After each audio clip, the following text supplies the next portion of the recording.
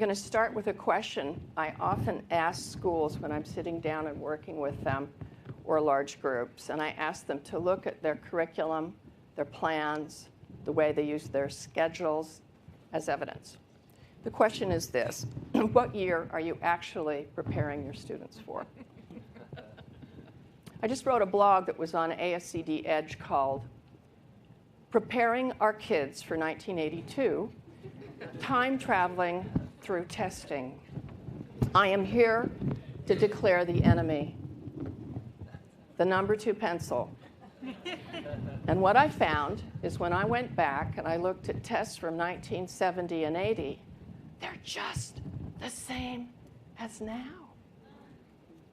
So if you actually look at your curriculum, with the exception of a few amazing people, some of whom we've just seen, Brian, Gary, John, Marie, I have to tell you that most schools, I think, are preparing kids for 1991. And if you are, then you should change your mission statement and be honest. We're preparing you for 1991 because we were happier then. So what's changed? This is the class of 2026. So whatever we're doing now is to prepare our learners for 5, 10, 15 years from now. And in my work on curriculum mapping, I started to notice some painful things. I noticed that early childhood teachers were not studying television literacy, even though it's infinitely more of a force than print. I noticed that high schools around this country never require, I said require, that at least once or twice students read and write a screenplay. That's last century's genre. I started to take a look at this, and it intrigued me. And so my work today focuses primarily on these 3 ideas. Because what I try to do when I work with schools is to help them find models and steps. And I'm very intrigued with what has been referred to before as new pedagogies. We have a new kind of learner. We need to make a new type of classroom. So one idea that is doable, that is workable, are strategic replacements. I call them upgrades. This is something anyone could do Monday. It's taking a dated practice and replacing it with a new one. So instead of the oral report, which I think is the low point of civilization, we replace it with some of the things we just saw, a video podcast.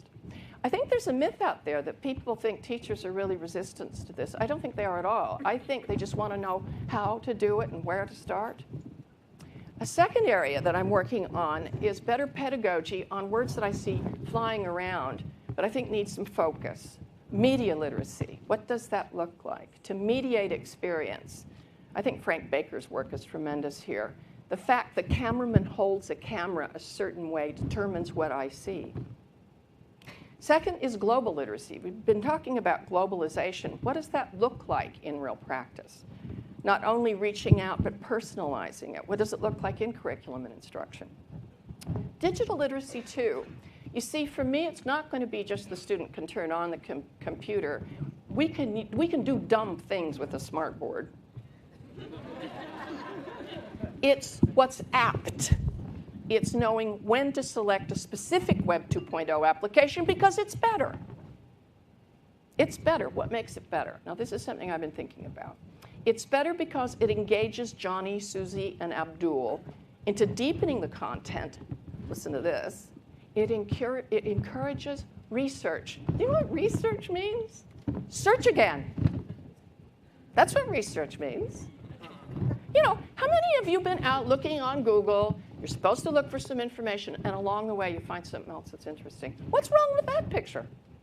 I think all class wikis should have a list of all the things that I found curious that I wasn't looking for. That encourages this contagion in that beautiful film that started out this session. And this is the one where my heart is. And I have some heroes here. Dennis knows that. I've quoted him as heroic in my book, Curriculum 21. And that is, I am against reform. Gary, wherever you are, bravo. Because you know what's wrong with reform? It tweaks things. We need new forms of school. And so these are the things that intrigue me. I had a book that came out last year with ASCD, and we were very happy, all of us, the authors, including Alan, including a number of my colleagues, that it was selected as the ASCD World Book. So it got all over, and the floodgates are opening up. And I can't think of a better time to be a public learner, which is what Martin Buber says you must be if you always want to teach. So in looking at these questions and our work, here's a couple things I would start off with. If our students are in fact processing information differently, as Steve Wilmarth talks about, that they understand that social production democratizes learning, if they understand the value of a social network, if they understand that there's a wide ways of expressing themselves through media, that most learning is in fact not linear, then that means we need new types of teachers. And one of the projects we're working on, and Sylvia, you're getting a lot of play here. Sylvia Tolosano works with our Curriculum 21 team. I am honored to have her on our team. And we have started a project where we have a new channel where we are featuring teachers. And I'm going to tell you who I want you to interview. I want you to interview Brian. I want to get that guy on. Because we think out there are subversives in the system who are starting to unearth and upgrade in their own classrooms, and those practices need to be shared. We need to be a new kind of teacher. So in looking at upgrades, I get very specific here. And I think as a curriculum person, and I've worked on curriculum my entire career, there's basic elements in curriculum. There's the content, the what you teach. Oh my gosh, that's really dated. In fact, I was joking with my husband one day. I handed him the New York Times off the driveway, and I said, hey, how's last night's news? Did you hear what I said? Yes. That means every textbook in every school that's in paper is dated. So if you're nostalgic for last night's headlines, bring it out. That's terrific. I'd love to see the social studies textbooks all over America in their treatment of the Middle East. That will be interesting. Or try science. So first of all, content gets dated because it constantly is growing. Skills get dated, where we're using old-time skills instead of modernizing them. Sometimes people say, but kids need to know how to read. Of course they need to know how to read, but if a kid can't read, they can't read a computer screen. I just think that with some of these newer tools, they're more motivated, more engaged, and I do think there are newer skills. But this is the one that I really want to focus on right now with you because I'm intrigued with this, and that's assessment. Because how many of you would agree assessment does drive in the reality of most schools? Okay, so I bring back my friend. Now, this is where I'm starting to think about a class, and you saw this with Alan. Now, here's my point here, and this is Sylvia's class. It's her school in Florida. You see, to me, this is equivalent to a concert. See, if I go to a music department, they're going to have drill and practice. Sure, they're going to have rehearsal, and on occasion, there's an authentic performance where you get to be the thing. Isn't that true? And the teacher's on the sideline. It strikes me that people see images like this, and they go, my class can't be like this every minute. Well, it isn't like this every minute. I believe this was an explorer from Antarctica with National Geographic. Right, so there was a good reason for doing these. I think every school should have at least 3 benchmark assessments where students get to actually be futurists now and solve problems and gather information and formally get feedback. That seems to me to be a good assessment. Let me go a little further. So there's a lot of words floating around, and I'm fascinated with genre. The concept of genre fascinates me. And whatever we value as genre, we teach too. So for example, an English teacher is going to work with students on writing a good short story, well-known genre. But there's new genre out there. So what does it take for a student to self-select an example of her reading aloud and making a short video cast of that? What is a quality video cast? This is an actual from a digital portfolio, first grader in Rhode Island. She's now in high school. I pulled this from her digital portfolio. What makes a good digital portfolio? Or try these words. Think of the word geo. Put geo in front of everything you teach. What are geoeconomics, geopolitics? What's a geoessay? There's new ways of upgrading the very genre that we teach. Or try this one.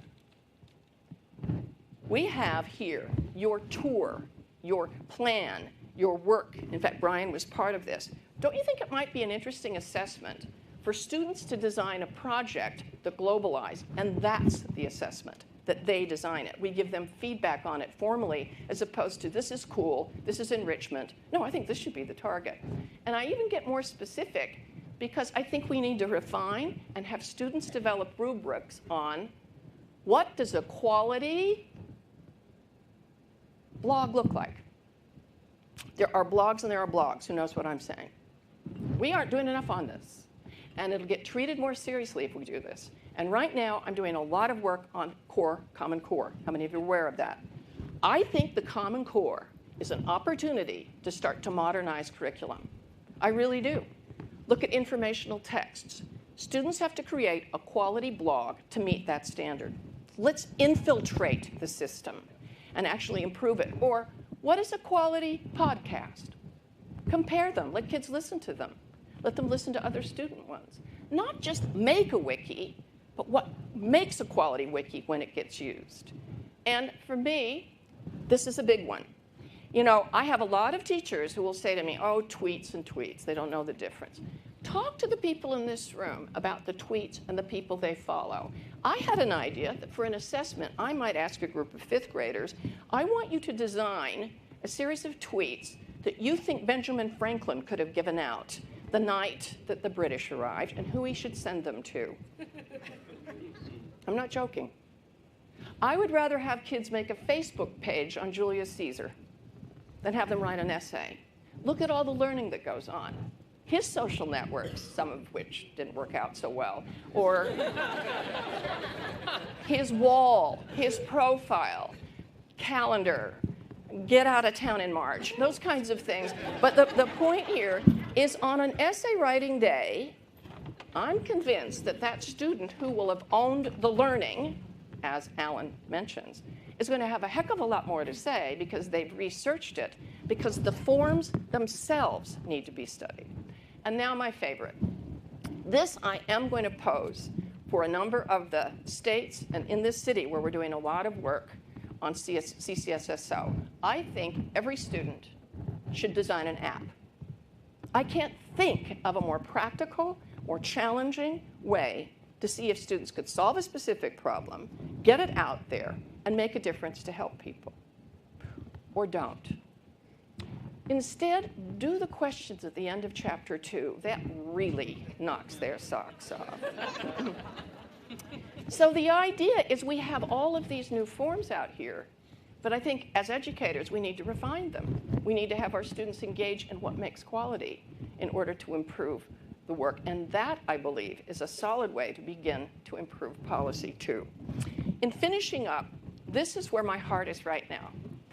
I'm intrigued with the idea of upgrading, meaning one move at a time. Every teacher agrees to make one change in one unit, formally in a faculty. But this is where it's at, new school versions.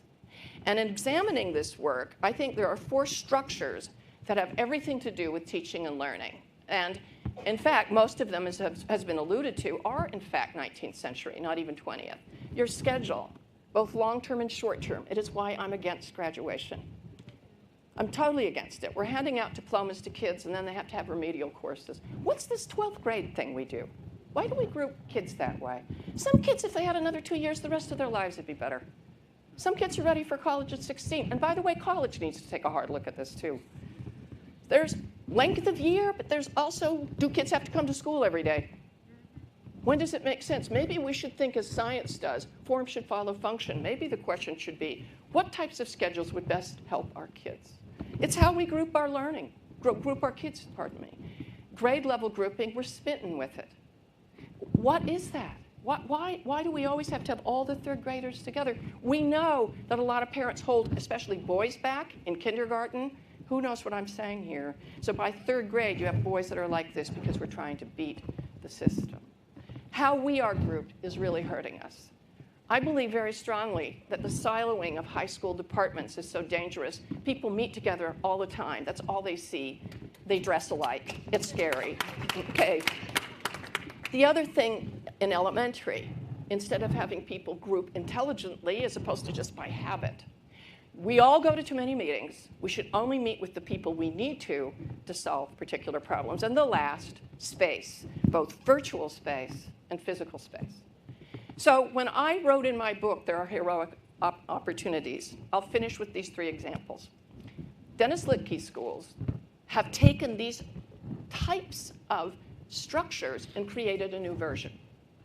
Keep your eyes out for these 3 letters, VLM, Virtual Learning Magnets. And what's exciting is CCSSO, who's written the Common Core, are behind it. Tom Welsh is doing it. The first one will deal with astronomy, and it'll be working with NASA. So, new structure, kids from all over, new faculty, people around the world, people from space institutes, kids who want to do it. That's the future. And so, finally, a key one, too. David Langford, watch his work. Kids aren't called student and teacher. Teachers aren't called student and teacher. Everyone's a colleague. And it has to do with self-navigation. For me, that's important. And that's why I would simply end with this as my new mantra.